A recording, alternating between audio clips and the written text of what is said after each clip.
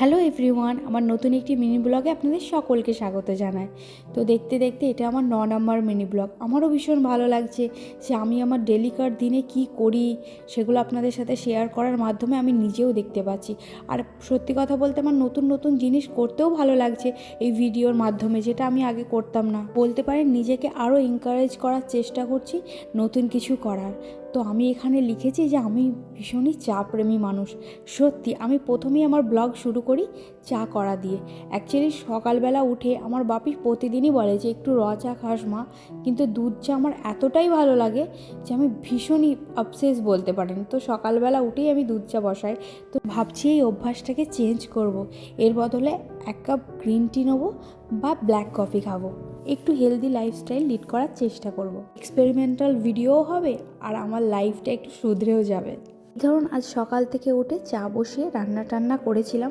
আজ বানিয়েছিলাম ডিমের ঝাল। ডিম আমার ভীষণই প্রিয়, সেজন্য আমি এটা বানাই। আর ওই দুপুরের দিকে কমলা লেবু নিয়ে এসেছিলাম, একটুখানি সেটাই খেলাম।